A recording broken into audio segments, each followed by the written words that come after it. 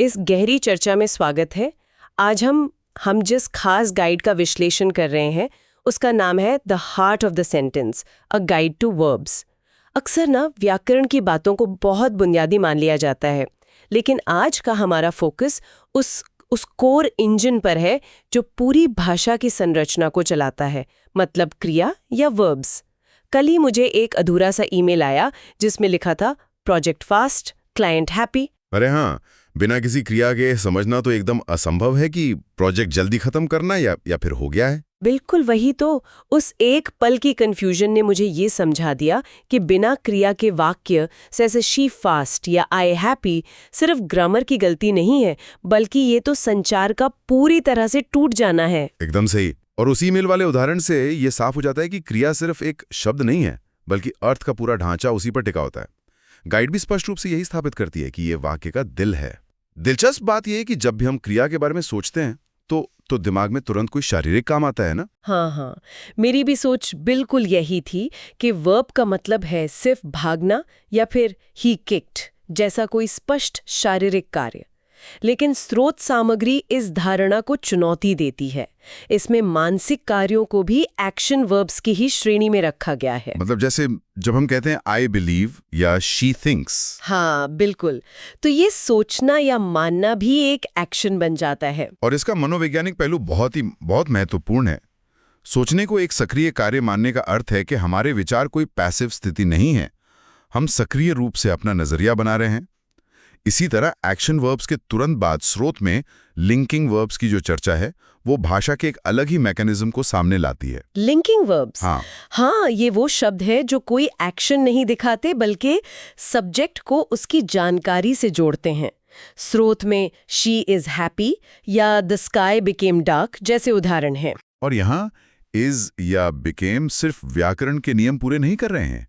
अगर हम इसे रोजमर्रा की जिंदगी या कॉर्पोरेट भाषा में देखें तो द सिचुएशन बिकेम स्टेबल कहना एक पूरी स्थिति को स्थापित कर देता है बिना कोई वास्तविक कार्य दिखाए। वही तो, इसीलिए इज या बिकेम जैसे छोटे शब्द इतने शक्तिशाली होते हैं। वे वास्तविकता का एक विवरण तय करते हैं। और अगर लिंकिंग वर्ब्स स्थिति बताते हैं तो हेल्पिंग वर्ब्स वो सपोर्ट सिस्टम है जो स्थिति या कार्य को पूरी तरह से स्पष्ट करते हैं। बिल्कुल। गाइड में जो शी स्टडिंग या आई विल कॉल जैसे उदाहरण हैं वो दिखाते हैं कि कैसे सहायक क्रियाएं मुख्य अर्थ को एक नई दिशा देती हैं। और सबसे बड़ी बात, ये हेल्पिंग वर्ब्स हमें भाषा के भीतर टाइम ट्रैवल यानी समय यात्रा करने की ताकत देते हैं। टाइम ट्रैवल, अगर हम टेंस यानी काल की बात करें तो ये टाइम ट्रैवल वाला विचार मुझे सबसे ज्यादा फैसिनेटिंग लगा। मतलब सिर्फ एक शब्द का रूप बदलकर, जैसे प्ले से प्लेड या फिर विल प्ले, वक्ता किसी को भी एक सेकंड में वर्तमान से भूतकाल या भविष्य में ले जा सकता है। यही तो क्रिया की वो खूबी है जो इसे इतना अनिवार्य बनाती है। स्रोत में दिए गए बुनियादी उदाहरणों को ही देख लें, जैसे द बेबी क्राइड लाउडली में क्राइड या दे वेंट तो स्कूल में वेंट।